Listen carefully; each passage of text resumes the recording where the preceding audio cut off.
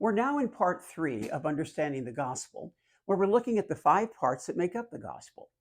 And let me remind you that it's really critical to understand all of these because otherwise it's really easy to end up with a man centered gospel that completely misses the heart of God.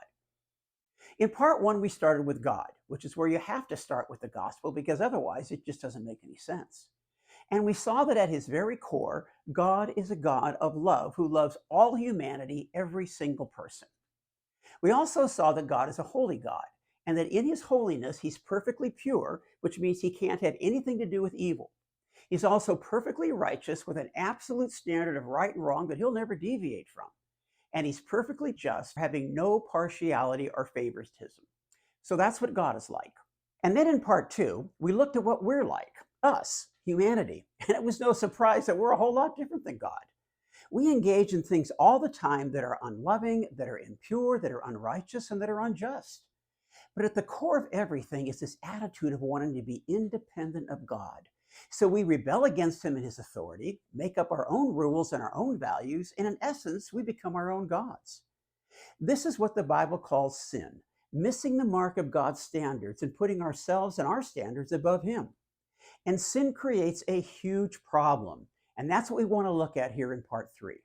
Sin creates a separation between us and God, this huge gap. I want you to listen how the Old Testament prophet Isaiah puts it in Isaiah chapter 59 and verse 2. Let's read it. But your iniquities have separated you from your God. Your sins have hidden his face from you so that he will not hear. Sin puts a huge distance between us and God. Now, some may say, well, of course, God's are always getting mad about something. That's what religion is there for, to give us something to do as a payment for the bad stuff we've done so we can earn back God's favor.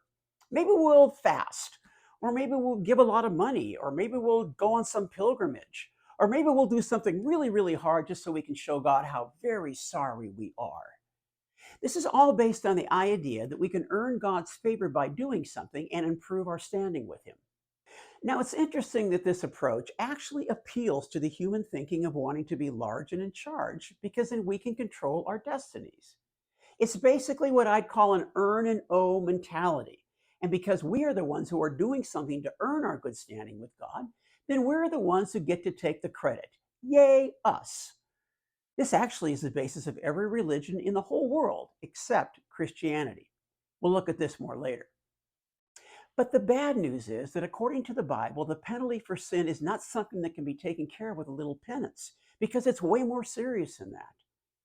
In fact, it's so serious, we're told in Romans chapter 6 and verse 23, the penalty for sin is death. It's not a slap on the hand, but death.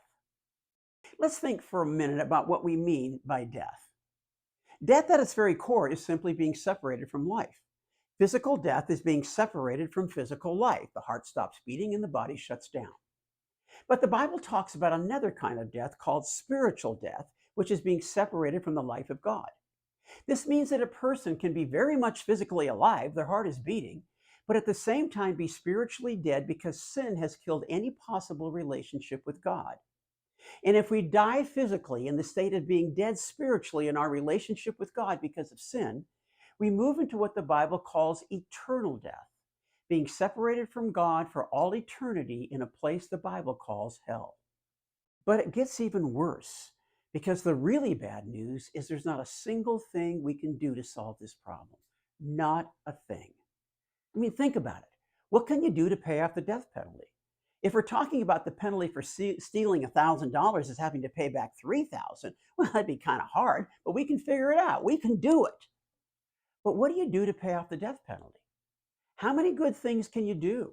How many times can you fast? How much money can you give? You can't. The only thing that pays off the death penalty is death. So at the end of the day, it's a pretty hopeless situation and we're stuck because there's absolutely nothing that we can do. But there is a solution, and that's what we want to look at in part four.